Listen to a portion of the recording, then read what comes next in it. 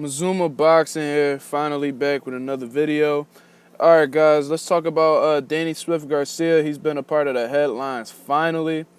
According to Boxing Ego and one of his credible sources, he's saying that alright, let me go back. Alright guys, so Andre Berto took it upon himself to go on Instagram and call out Danny Garcia for allegedly ducking him. Now, what's going on is that he's supposed to fight Andre Berto at the end of this year or early next year. I'm not sure what's going on right now, but according to Andre Berto, he's supposed to be he's allegedly ducking him to fight John Molina Jr. Now, John Molina Jr. He's been making some noise in the boxing scene.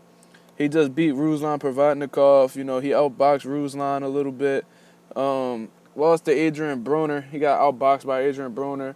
Had one of the fights of the year a couple of years back against Lucas Matisse. Beat Mickey Bay, one of Mayweather's Promotions' undefeated fighters at the time, and he was making noise, and he upset him in the last round.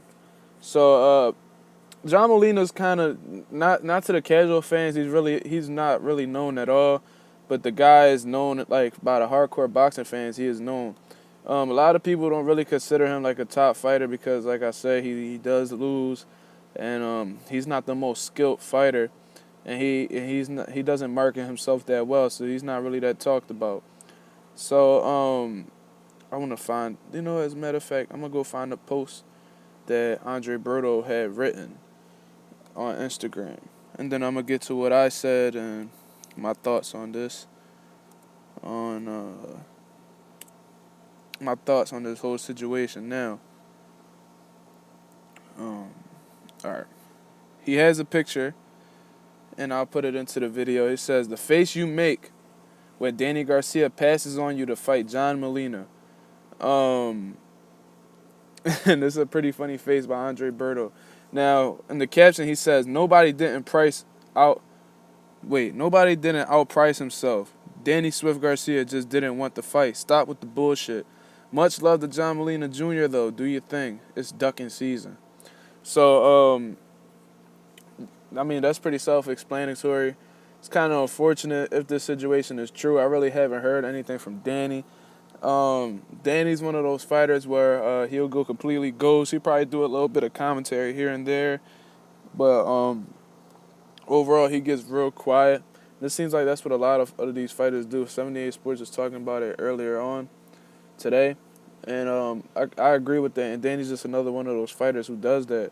Now, with all of that being said, me personally, I think that Danny and Andre Berto would have made one hell of a fight. Andre Berto just came off of avenging one of his losses against Victor Ortiz and knocked him out with he knocked him down with a beautiful uppercut, one of the most beautiful counter uppercuts I've seen, and was able to finish him right afterwards. Now, he came back, and before that, he lost to Floyd Mayweather, which isn't really like something to be ashamed of. The guy's the best fighter of this era, and he came off of a victory over Josecito Lopez and stopped him. And even though Josecito has been stopped before by like Canelo and whatever, the guy is a tough fighter. So that was pretty impressive. So that would have been one hell of a fight, especially since Andre Berto has been looking impressive lately. And that would have been one of the top fights at 147, and definitely something to look at. And that would have definitely had gotten some pretty solid views on PBC. Especially because it's free TV on top of that. Now, if this is true, that's pretty unfortunate, man. I must say, I don't think I don't think Danny and John Molina Jr. is a good fight at all. I think that fight is fucking shitty for real. And why I say that is because this is a fight that's it's not competitive, man. It's just not. everybody knows this fight isn't competitive. This fight was to happen. John Molina just doesn't have the skill set to beat Danny Garcia. He has the little come forward style, but that he's shown to be knocked. He could get knocked down, and Danny, if he lands the right punch on him, could definitely take John Molina out.